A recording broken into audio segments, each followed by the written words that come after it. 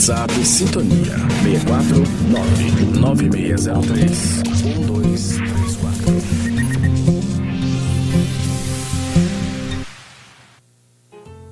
Sintonia no Bem, 24 horas por dia, evangelizando almas. Web Rádio Sintonia no Bem, uma iniciativa do Centro Espírita Allan Kardec de Jataí, Goiás, para o mundo. Onde quer que esteja, você está muito bem acompanhado. Sintonia no Bem, divulgando o Espiritismo com amor. A partir de agora, na Web Rádio Sintonia do Bem, acompanhe coisas do cotidiano, abordando assuntos do dia a dia, discutindo sempre à luz do Espiritismo. A apresentação dos comunicadores, Rodrigo Franco e Carvalho Filho. Sejam bem-vindos.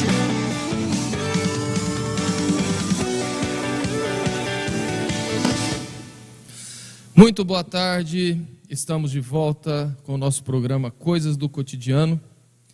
Hoje, com a segunda parte do programa, do tema A Vida no Mundo Espiritual. Com a participação do nosso amigo e quase sócio Valdeci Leles Martins Júnior, que ainda não chegou, mas ele havia avisado que por questões de trabalho atrasaria um pouco. Portanto, nós já vamos iniciar o nosso programa enquanto ele chega. Você pode enviar as suas dúvidas, críticas, sugestões, inclusive sugestões de tema, um assunto que você acha interessante ou tem bastante dúvida, envia para nós no nosso WhatsApp no 64996031234 ou no telefone fixo aqui direto no nosso estúdio, no 64 3014 4009. O nosso programa é retransmitido pelas páginas do Centro Espírita Allan Kardec de Jataí, Centro Espírita Casa do Caminho, Jataí, Mansão do Caminho, Quirinópolis, Goiás, Centro Espírita Allan Kardec de Mineiros, Lar Espírita Forças do Amor de Jataí, Livraria Espírita Allan Kardec de Jataí e Rádio Portal da Luz de Dourados, Mato Grosso do Sul. Eu convido a todos para que nesse momento nós possamos elevar os nossos pensamentos a Jesus, agradecendo pela oportunidade da vida, por mais um dia que se finda, por essa semana que se transcorre, e dessa maneira pedir as bênçãos para que possamos ter muita força e coragem para o enfrentamento dos desafios, para que possamos resolver os problemas tendo sempre como norte o seu Evangelho. Assim, pedimos as bênçãos para todos os nossos familiares, amigos e todos aqueles que guardamos em nossos corações e em nossos pensamentos. E dessa forma, pedimos também as bênçãos e a permissão para a abertura dos trabalhos dessa noite. O tema então que se prossegue é a vida no mundo espiritual. E como introdução, eu trouxe aqui hoje um texto de Gerson Simões Monteiro, ex-presidente da Funtarso, operadora da Rádio Rio de Janeiro. Narra Gerson: o ser humano é resultante do binômio corpo e alma. A alma, perdendo a sua roupagem física ao desencarnar, retorna à pátria de origem, ou seja, o mundo espiritual, e posteriormente regressa à terra ou a outros mundos em diferentes corpos, e assim continua reencarnando até atingir a perfeição espiritual. Portanto, se no intervalo entre uma encarnação e outra, como vimos, a alma retorna ao seu mundo de origem, o mundo espiritual, e é preciso saber quem são seus habitantes, quem vai daqui para lá, enfim, quem é o viajor que regressa para o mundo de origem. Muitas dessas almas tiveram uma vida exemplar na terra. Outras, no entanto, viveram despreocupadas de seus deveres nobilitantes. Outras ainda se acomodaram aos vícios de toda sorte ou se vincularam ao cego materialismo, acreditando que o túmulo era a última estação da sua existência. Inclusive, os que filiam as diversas escolas religiosas da terra. Diante desse panorama, constata-se que que os incontáveis viajores são portadores de patrimônio intelectual e moral bem diverso. Porém, diante da justiça divina, a silvícola, o homem do campo e o banqueiro de Wall Street gozam dos mesmos direitos e, avaliando os seus diferentes comportamentos, essa justiça sabe distinguir invariavelmente a virtude e o crime. Os seres oriundos da terra formam inúmeros contingentes no plano espiritual, e entre eles encontraremos os viciados, os exploradores, os honestos, os santos e os delinquentes, os heróis anônimos das virtudes, bem como os malfeitores de toda a ordem. Identificando, portanto, quem vai para lá, isso é, os habitantes deste outro plano da vida, já podemos ter uma ideia da complexa vida no plano espiritual. Mas onde vivem os 18 bilhões de espíritos desencarnados, sabendo-se que a população de espíritos em torno da Terra é da ordem de 25 bilhões, dos quais cerca de 7 bilhões estão encarnados. Para entendermos essa questão, vejamos a resposta da pergunta 234 de O Livro dos Espíritos, feita por Allan Kardec no item Mundo Transitório, quando aborda aspectos relativos à vida espírita. Pergunta Kardec: há de fato, como já foi dito, mundos que servem de estações ou pontos de repouso aos espíritos errantes? Resposta: sim. Há mundos particularmente destinados aos seres errantes. É interessante a gente observar que quando fala ser errante, vem de erraticidade, não seres que ficam errando por aí. A erraticidade é todo local fora do mundo material. Portanto, continuando, sim, há mundos particularmente destinados aos seres errantes. Mundos que lhes podem servir de habitação temporária, espécies de bivaques de campo onde descansam de uma demasiada longa erraticidade, estado sempre penoso. É claro que, como são graduais as revelações dos espíritos superiores à humanidade, eles não poderiam, em 1857, falar de comunidades de espíritos errantes, isso é, de espíritos que aguardam novas reencarnações até chegar à perfeição espiritual, habitando cidades estruturadas em edificações na atmosfera terrestre, sobre terreno fértil à vegetação, e tudo com estreita semelhança ao que conhecemos na crosta. Seria até bem possível que os adversários do Espiritismo, diante dessa revelação e de tamanha heresia, mandassem reacender uma fogueira inquisitorial para queimar Allan Kardec como herege. Estou fazendo essa suposição pelo fato de, em pleno século XX, Chico Xavier ter dito que, ao psicografar o livro Nosso Lar, na década de 1930, ter sido taxado de médium fascinado pelos próprios espíritas, o que o deixou muito confuso com toda essa situação. Aliás, ele fez esse depoimento quando esteve pessoalmente em sua casa em Uberaba, por volta de 1980.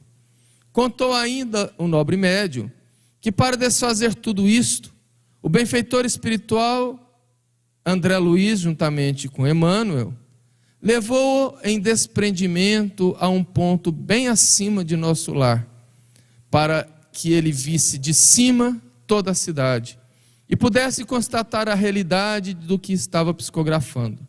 Neste momento, Chico esclareceu ainda que o que ele viu naquela noite está exatamente desenhado no mapa da planta baixa da colônia pela médium Eigorina Cunha, apresentado no livro Cidade do Além.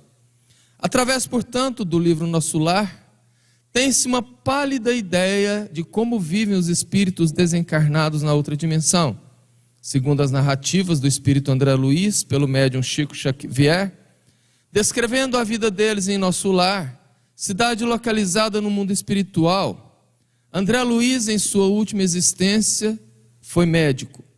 Em Nosso Lar, André Luiz conta que, após a sua desencarnação, permaneceu durante 8 anos em estado de perturbação numa região do plano espiritual que ele denominou de umbral, por reunir temporariamente os espíritos desencarnados desequilibrados pelos delitos cometidos na terra.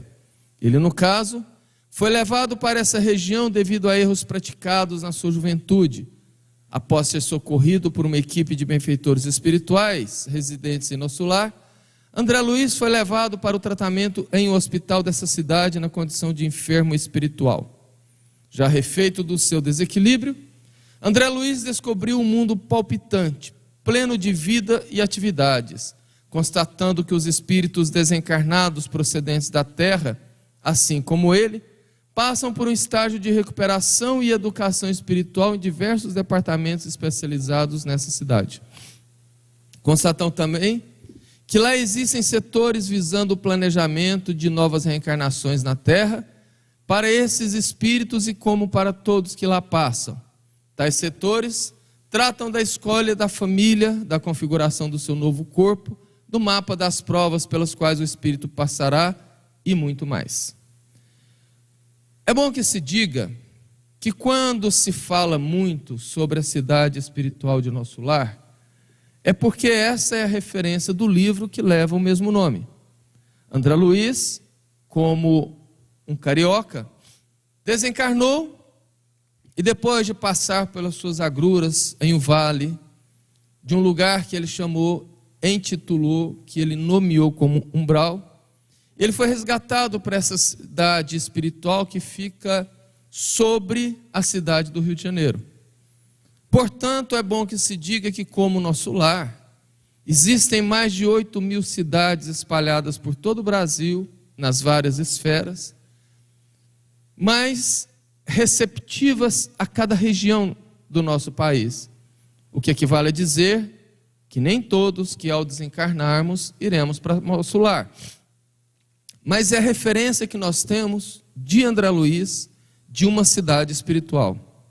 É importante nós lembrarmos que quando Emmanuel se apresentou ao médium Chico Xavier, depois de passar para ele todas as orientações necessárias, Emmanuel disse: veja bem, Chico, nós deveremos sempre seguir a codificação espírita. Portanto, se por algum motivo, em alguma vez, eu disser ou fizer algo que não esteja de acordo com Kardec, abandone o que eu disser e siga Kardec. Se Emmanuel seguia criteriosamente Allan Kardec, e sendo André Luiz coordenado, tendo sido André Luiz coordenado em todas as suas psicografias pelo próprio Emmanuel, há de se dizer que, em paralelo a isso, tudo que André Luiz escreveu está plenamente de acordo com a codificação espírita. Como o Júnior ainda não chegou, nós vamos tocando o programa. E no programa passado nós fizemos a resposta de algumas perguntas, como por exemplo, se quando nós chegarmos ao plano espiritual encontraremos com Deus, o que fazemos no plano espiritual depois que desencarnarmos, se nessas cidades onde nós moramos, o que nós vestimos, se os espíritos lá fazem sexo e muito mais. A próxima pergunta seria: de onde que vêm os insumos para fabricar as roupas e utensílios, inclusive a comida? Nós precisamos entender, para ter a resposta dessa pergunta, é que quando estamos despidos do nosso corpo físico, nós não mais guardamos as necessidades físicas de sono, de alimentação, de vestimenta. Mas como nós vivemos num mundo de provas e expiações, que é um mundo ainda bastante imperfeito, e que, portanto, a nossa humanidade aqui da Terra está ainda muito ligada às questões materiais, às sensações materiais, é muito natural que, ao desencarnarmos, nós mantenhamos as necessidades psicológicas da alimentação, da vestimenta, da água, do sono, enfim. Porque o espírito, em essência, o espírito que já detém uma certa evolução e que, portanto, já conhece todos os mecanismos do pensamento, de como plasmar, por exemplo, a sua vestimenta e a sua aparência, ele não necessita dessas questões aparentemente materiais. Ele faz uso da roupa, da roupagem ou da aparência, como ele quiser, fazendo a manipulação ideoplástica do próprio pensamento.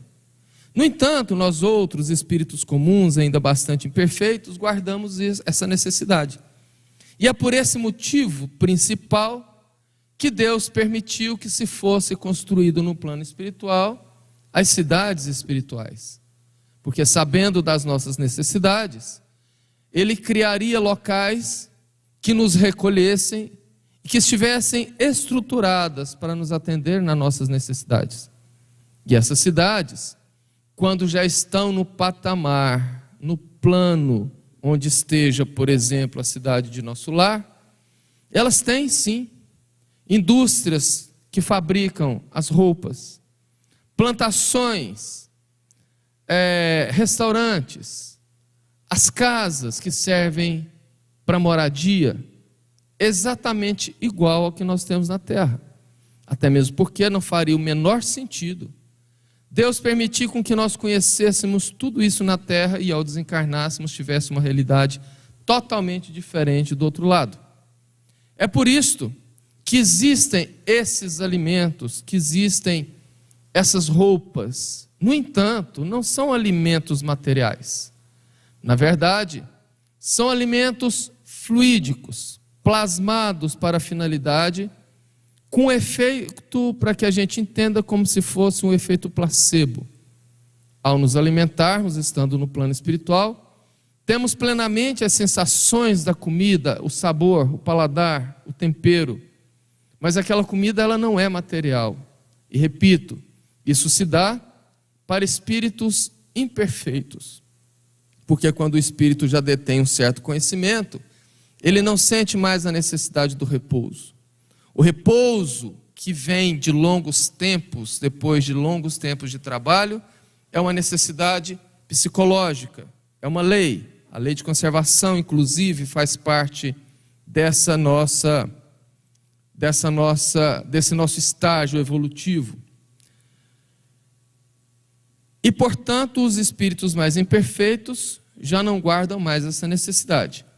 Então, tudo isto, esses insumos, são feitos desta ordem, nessas fábricas, e a alimentação idêntica à nossa, igualmente em lavouras, em hortas, mas repito, sem a materialidade que nós temos aqui.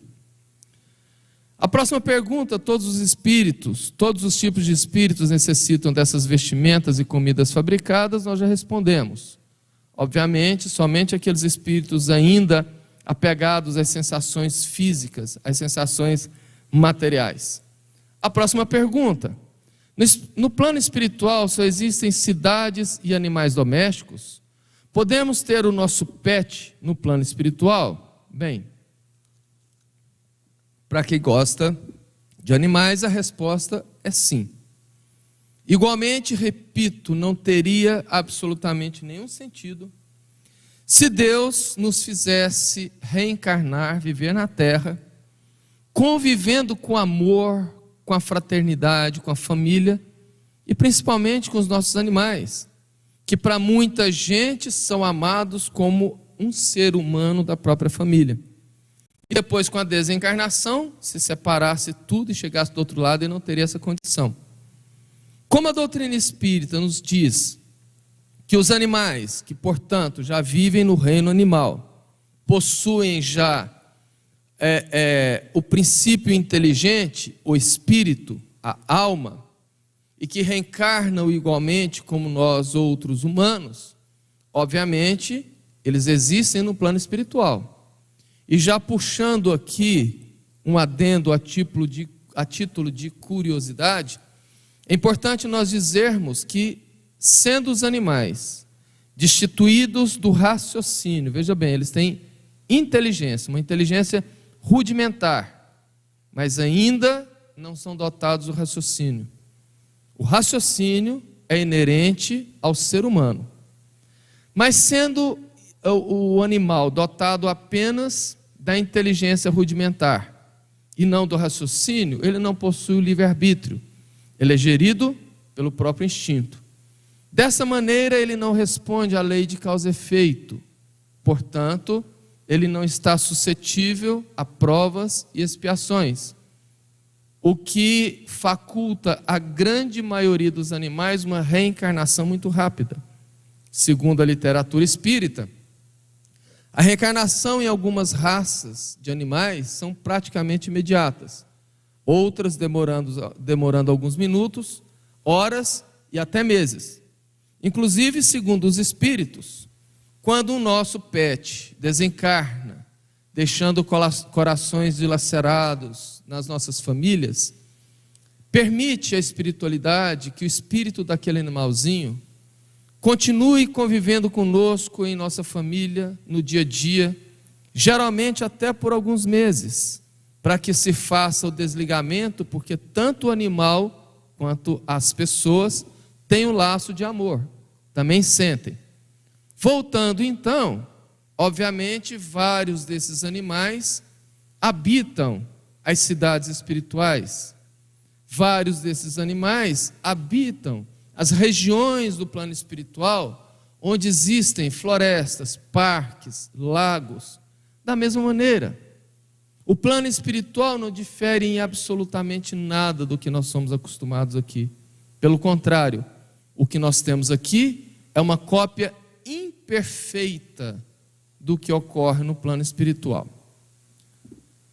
Próxima pergunta: e as festas, os rolês, as baladas, existem nessas cidades?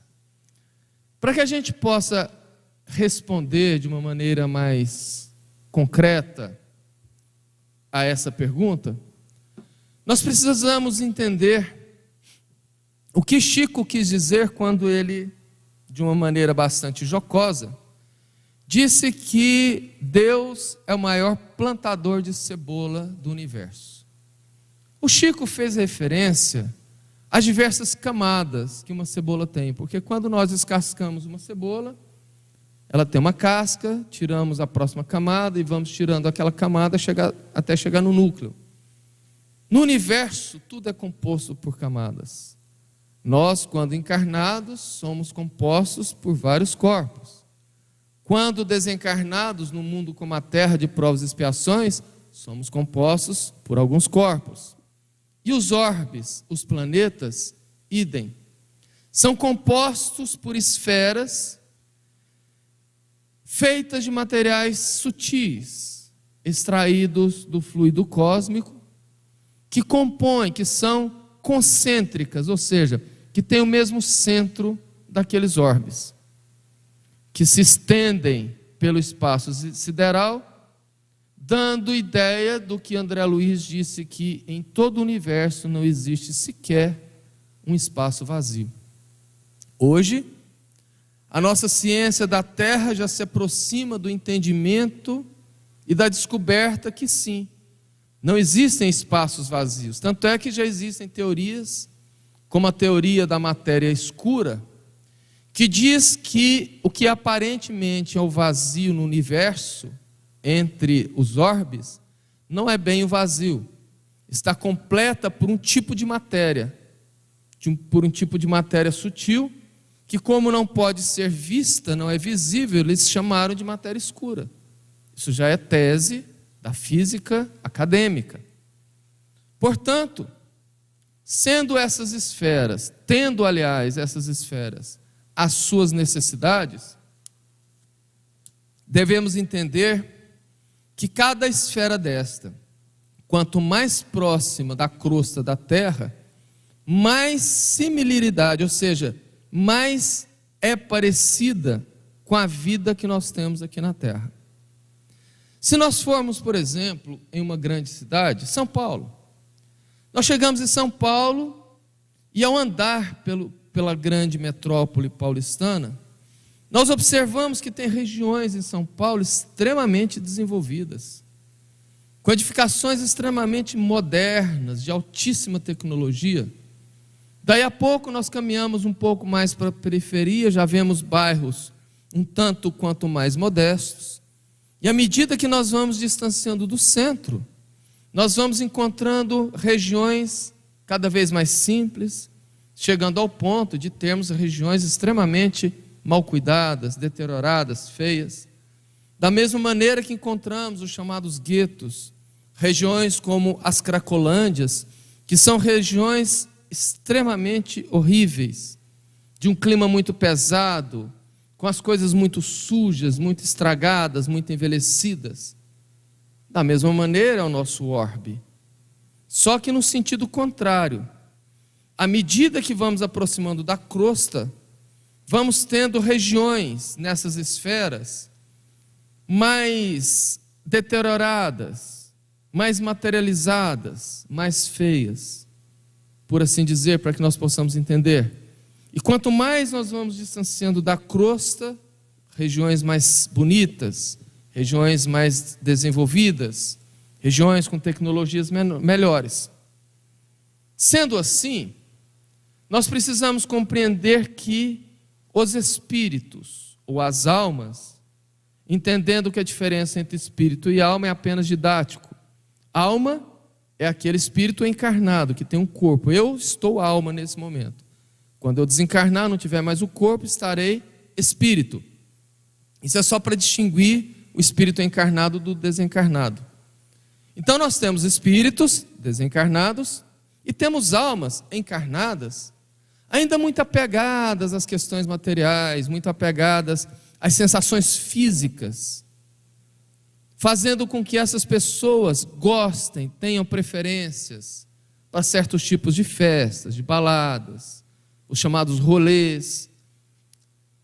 As questões da diversão sempre tem que estar ligada aos prazeres da matéria, sejam eles o sexo, sejam ele qualquer tipo de vício. Essas criaturas, elas procuram no plano espiritual regiões que se afinizam, porque nós vamos após a desencarnação exatamente para aqueles ambientes aos quais nós temos afinidade. Se eu chamar alguém, por exemplo, que gosta de ópera, que gosta de música erudita, e levar para um show de funk, ele vai se sentir extremamente deslocado, incomodado e até se sentir mal, porque não existe afinidade, não existe gosto. Igualmente a essas pessoas do contrário, porque a morte não muda ninguém. Ao desencarnar, somos atraídos para aqueles ambientes aos quais nos afinizamos, porque Deus não agride consciências.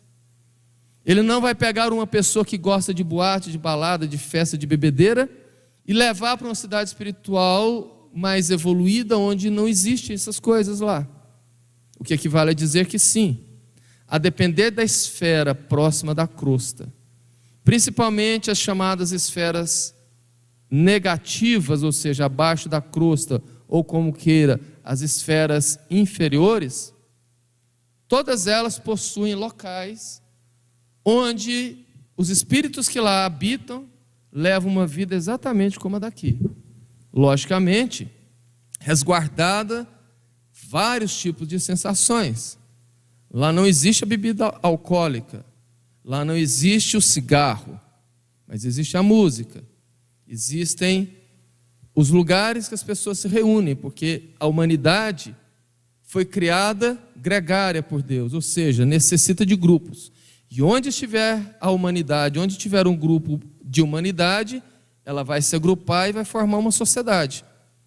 Portanto, existem, sim, nas esferas mais materializadas, mais próximas da crosta e principalmente nas esferas inferiores. Nas esferas superiores não existe simplesmente por desuso, porque os espíritos que lá habitam já se desligaram dessas necessidades e além de não ter essas necessidades, já não tem mais essas preferências. Próxima pergunta. André Luiz, Manuel Filomeno de Miranda, entre outros espíritos, falam sobre as diferentes esferas em torno da Terra. O que seriam elas e quem as habita? Acabamos de responder. Eu acho que eu preciso ler as perguntas para não ficar divagando muito na resposta, porque às vezes nós queremos dar uma resposta mais completa e ela vem logo em seguida. Então essa resposta já foi dada. Próxima pergunta. Os espíritos transitam entre essas esferas tranquilamente? Eles vêm até a crosta da Terra? Como se dá esse transporte? Bom, como nós vimos, da mesma maneira que existem essas diferentes esferas, com diferentes gradações de evolução, com diferentes gradações de matéria, os habitantes dessas esferas estão em diferentes gradações evolutivas. Lembrando que a Terra é gerida por uma lei que foi chamada por Newton de lei da gravidade, o que atrai para o seu centro tudo que for matéria. E como o mundo espiritual em torno da Terra é matéria, obviamente, tudo igualmente no plano espiritual também é regido de certa maneira pela lei da gravidade. O que equivale a dizer que quanto mais materializado é o espírito, quanto mais denso é o seu perispírito, mais dificuldade ele tem de singrar esferas superiores. Dificuldades em alguns pontos e impossibilidade em outros pontos. Porque o que nós vemos na literatura espírita é que os espíritos inferiores, eles conseguem transitar entre as esferas inferiores, mas jamais conseguem chegar sozinhos, a não ser que sejam conduzidos, jamais conseguem chegar sozinhos até essas esferas superiores. No entanto, os espíritos superiores têm livre acesso e livre trânsito por todas as esferas, porque eles já detêm o conhecimento do deslocamento, da volitação, porque em verdade a velocidade do espírito é a velocidade do pensamento. Só os espíritos mais evoluídos e muito mais evoluídos, os espíritos puros inclusive, conseguem fazer esse deslocamento à velocidade do pensamento de maneira consciente e controlada. Os demais espíritos fazem o deslocamento sujeitos, obviamente, à lei da gravidade, à sua densidade perispiritual. Mas os espíritos que habitam as esferas superiores da Terra, esses já conseguem fazer esse deslocamento com bastante tranquilidade. André Luiz, quando foi resgatado do que ele chamou umbral, no Vale dos Suicidas do Umbral, ele foi levado em padiolas, em macas, que ele não viu o transporte, porque se deu por equipamentos de uma matéria sutil. No livro Memória de um Suicida, Camilo Castelo Branco narra que quando foram resgatados de outro Vale dos Suicidas, eles foram transportados para o Hospital Maria de Nazaré em uma espécie de ônibus, porque o espírito mais materializado, ele precisa de equipamentos materializados para poder fazer o transporte. O espírito mais evoluído, ele não tem essa necessidade. E a pergunta continua. Então, cada tipo de espírito habita a esfera em que se tem afinidade. Beleza. Eles viverão nessas esferas para sempre? Não.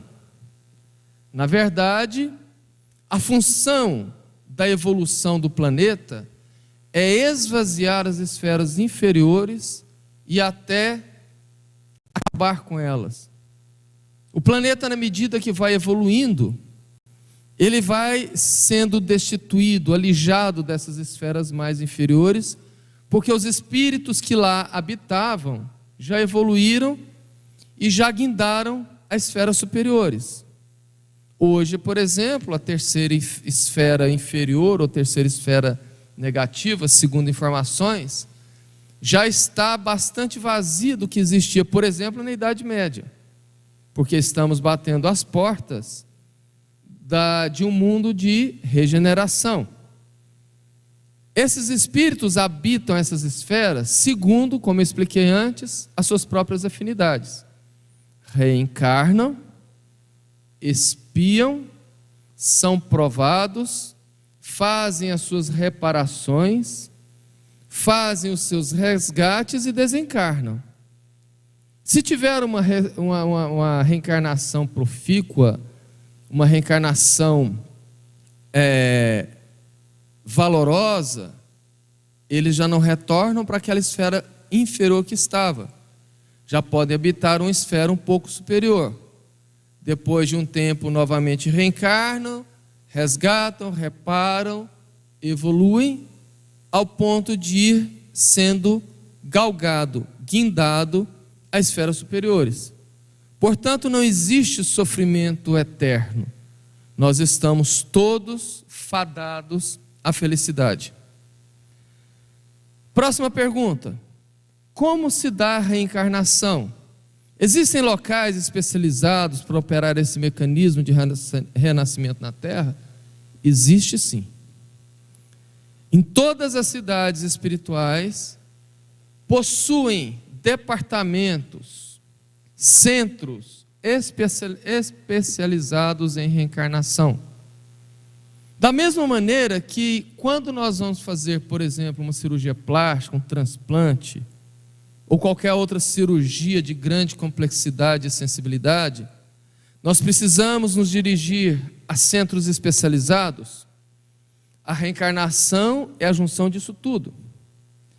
Porque o perispírito, quando ele vai ser preparado para a reencarnação, ele sofre uma série de processos que visa a modelagem daquele perispírito para poder habitar o corpo de um bebê, de um recém-nascido. Nessas instituições especializadas, a reencarnação é preparada e programada desde o primeiro passo, onde ali são reunidos os espíritos que receberão aquele como filho. Ali são reunidos aqueles espíritos que comporão a futura família, que discutirão seus planos reencarnatórios, as dificuldades que enfrentarão, os problemas. Muitos pais são convidados a aceitarem receber determinados filhos que não são necessidade, digamos assim, de compromisso deles, mas por amor, havendo a necessidade de evolução daquele espírito, esses pais são convidados a aceitar essa prova difícil. Muitos recuam, muitos aceitam.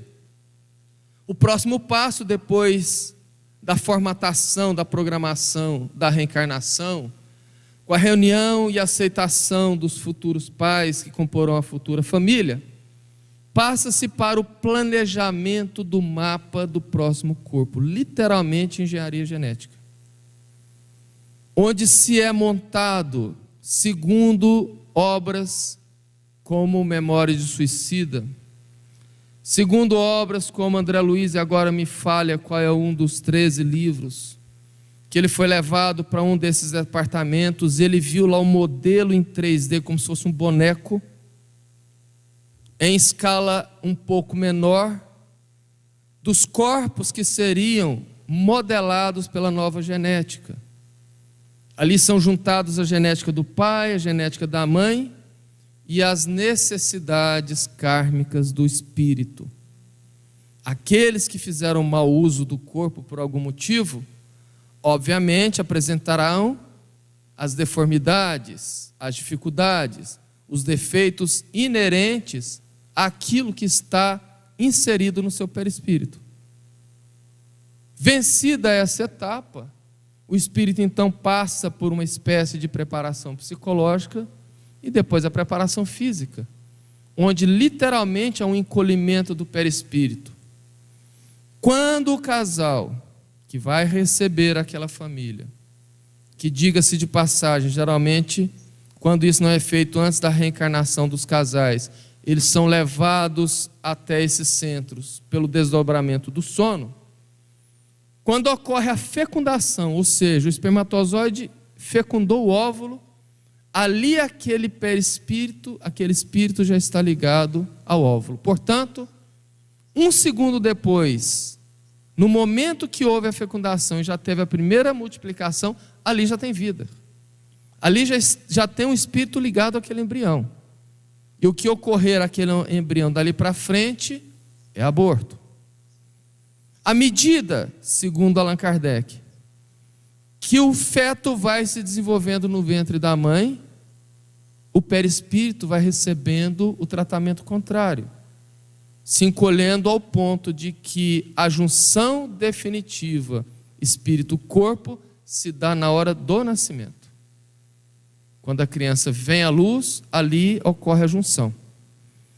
Então é um processo extremamente complexo que envolve muitos espíritos e que muitas pessoas, infelizmente, de maneira bastante irresponsável, põem fim com o ato do aborto. Próxima pergunta. E quando desencarnamos, todos nós somos acolhidos? Para onde somos levados após a desencarnação? Todos nós somos acolhidos. No entanto, uns em menor tempo, outros em maior tempo. Absolutamente ninguém fica sem desamparo, por pior que tenha sido a pessoa enquanto encarnada.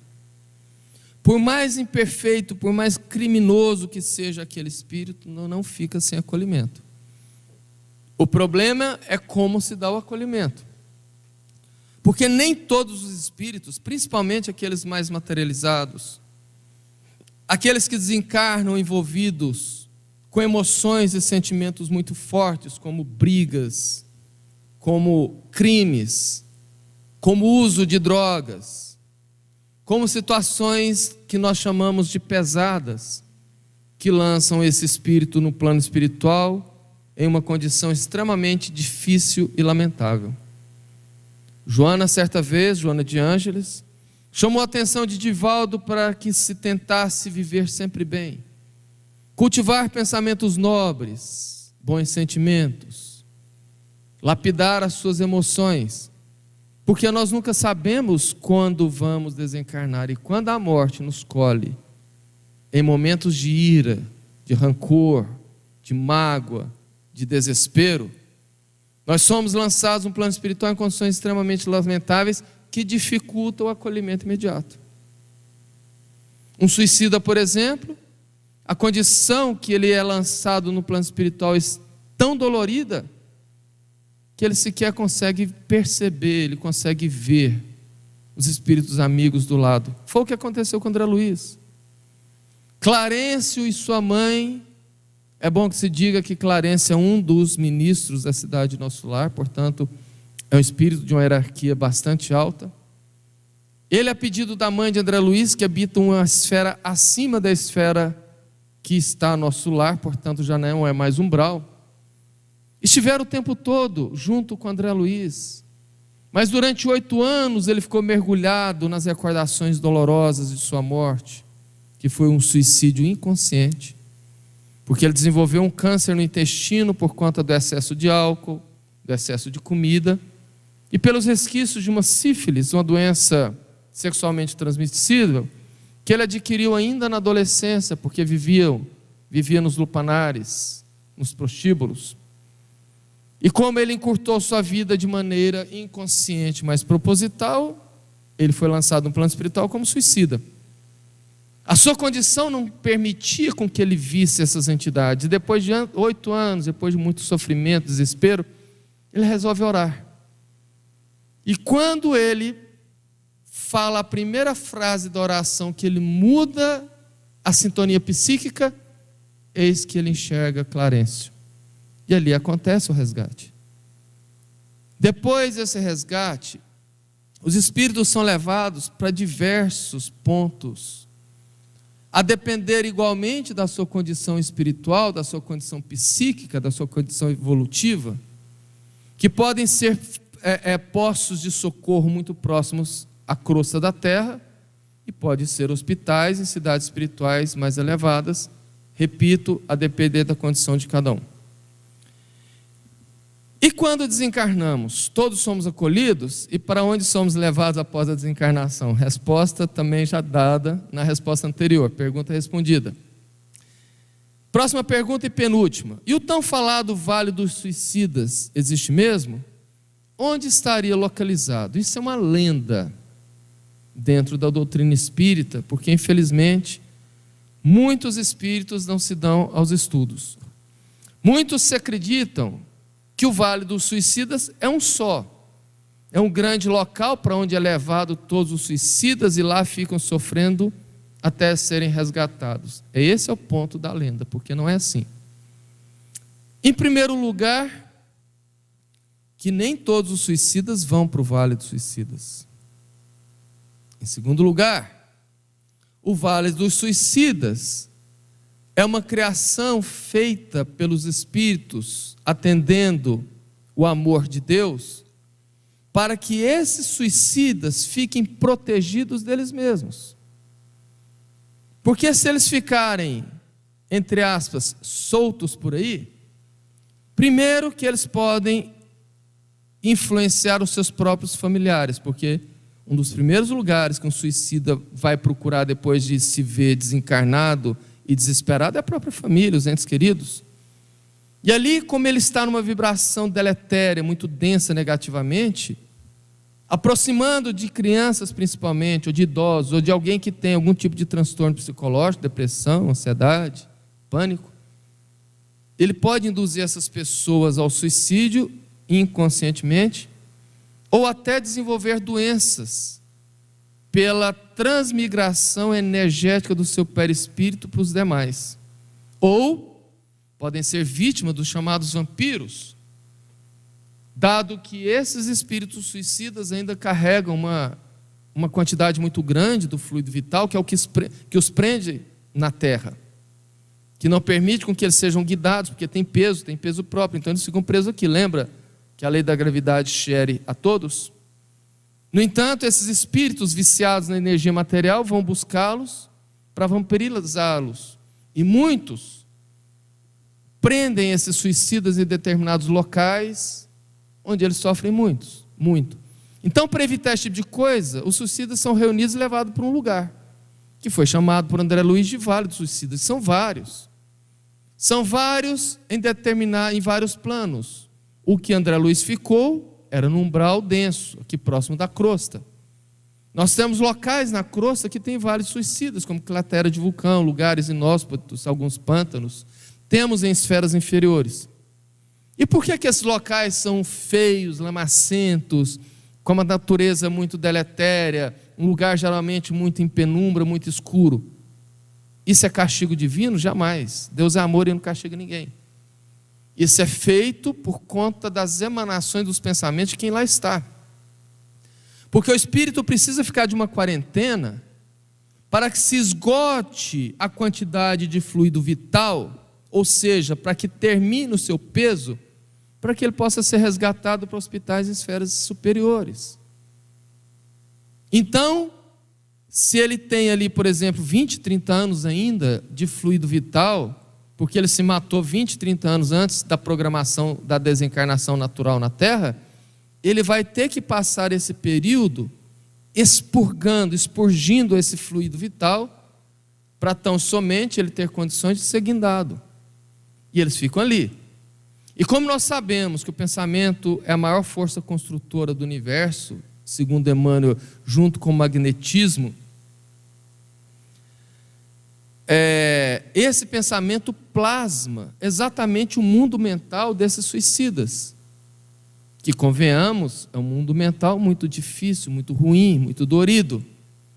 É por isso que o ecossistema do plano do Vale dos Suicidas tem essa aparência ruim, porque é a projeção do mundo mental daqueles que ali vivem.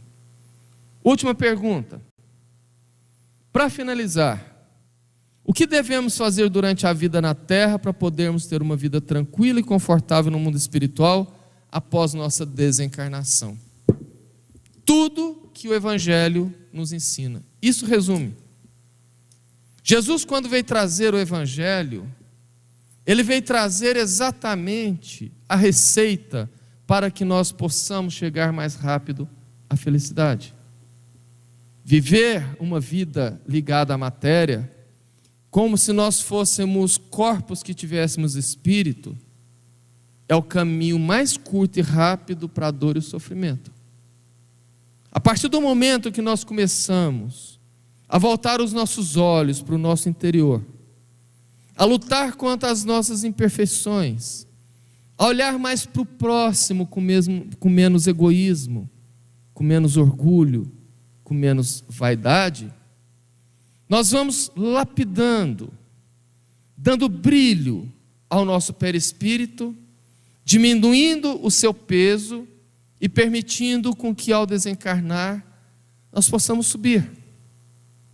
O diamante, que é extremamente valioso e bonito, ele passa por uma dolorosa fabricação no interior da terra, com calores extenuantes, extremamente, ou melhor, inimagináveis, para que depois, quando se torna uma rocha, possa sofrer novamente no esmeril, na lapidação, para que possa se tirar do interior daquela rocha bruta e feia o belíssimo diamante, o duríssimo diamante, o valiosíssimo diamante. Assim somos nós. No entanto, nós não temos realmente uma necessidade do sofrimento. O sofrimento é resultado das nossas escolhas infelizes. Se nós nos dotarmos de uma consciência onde ela vá nos guiar pelos caminhos do Evangelho, pelos caminhos do altruísmo, do amor ao próximo, do trabalho no bem, do despreendimento, não temos dúvidas que sairemos do corpo leve e iluminados. Essa é a receita mais simples e mais fácil que nós podemos ter. Nós encerramos aqui hoje o nosso programa. Infelizmente, por algum motivo, o nosso convidado não pôde participar. Eu agradeço a presença de todos e rogo a Jesus que possa iluminar a cada um. Que Ele então nos abençoe hoje e sempre. Muito obrigado e que assim seja.